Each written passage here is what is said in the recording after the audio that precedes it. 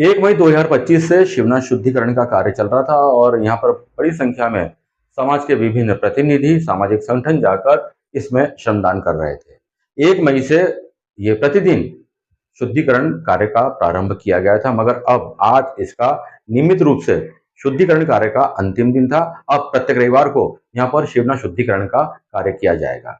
आज भी बड़ी संख्या में श्रमदानी यहाँ पर जुटे, जिन्होंने शिवना नदी के तट पर इकट्ठे कचरे को बाहर निकाला, गाजर घास को उखाड़ा और उन्हें ट्रॉलियों के माध्यम से अन्यत्र फेंकाया गया। बड़ी संख्या में श्रमदानी यहाँ पर जुटे हुए थे, जो नदी के किनारे गंदे कपड़े, अंदर पूजन की सामग्रियां निकाल कर एक जगह एकत्रीकरण कर रहे थे और बाद में उनका निस्तारण कर रहे थे। आज नियमितीकरण का यह अंतिम दिन था। अब से यह प्रत्येक रविवार को ही शुद्धिकरण का कार्य यहाँ पर संपन्न होगा। जी, आज शिवना शुद्धिकरण का 125वां दिन है और लगभग सारे घाट की सफाई कर दी गई है। अब हम इसको रोज ना करते हुए, जैसा 1 मई से आज तक चल रहा था 24 तारीख तक, अब प्रति रविवार पौधे लगाने का काम और जो नदी में जो गंदगी है उसको निकालने का काम प्रतिदिन किया जाएगा। आपसे विनम्र अनुरोध, प्रत्येक रविवार अपने साथियों के साथ इस श्रमदान में पधारी।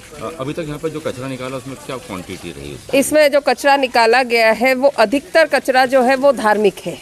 जहाँ नदियाँ पूजी जाती है वहाँ नदियों में धर्म के नाम पे कचरा किया जा रहा है। हम कहते हैं नेकी कर दरिया में डाल। हम नेकी नहीं कर रहे हैं, अपना पुण्य कमा के और पाप के रूप में अपना गंदगी, भगवान जो हम घर में ज़्यादा तस्वीरें इकट्ठी हो जाती है वो हम यहाँ डाल जा रहे हैं। अपने पूर्वजों की तस्वीरें डाल रहे हैं, फूल मालाएं प्लास्टिक की थैली में डाल रहे हैं, जो गलती नहीं है। लेमिनेटेड तस्वीरें गलती नहीं है। घर के भगवान प्लास्टिक के वो यहाँ पड़े रहते हैं और फिर बाहर निकलते हैं विसर्जन के नाम पे। चुनरियाँ, कल आपने परसों अगर आपने देखा हो रील, तो भगवान हनुमान जी के 50 से 60 चोले रखे हुए थे यहाँ। ऐसे कैसे जो भक्तों ने श्रद्धा के साथ चढ़ाए होंगे वो यहाँ गंदगी के रूप में पड़े थे। तो हम जितने धार्मिक हैं, हम कहते हैं कि जहाँ से भगवान प्रकट होते हैं वो भी एक मंदिर का रूप होता है। तो भगवान पशुपतिनाथ इस नदी से प्रकट हुए हैं, तो ये भी एक मंदिर है। उस मंदिर को हम गंदा न करें। अपनी आस्था के नाम पे, आस्था अपनी जगह है और इस जीवनदायिनी शिवना का शुद्धिकरण अपनी जगह है। आप उसको विसर्जन करना चाहते हैं, पानी में डुबो के निकाल के अभी यहाँ कलश लग जाएंगे, उसमें डाल दें और ये मान के चलें कि आप उससे कोई पाप के भागी नहीं बनेंगे, आप पुण्य ही कमाएंगे।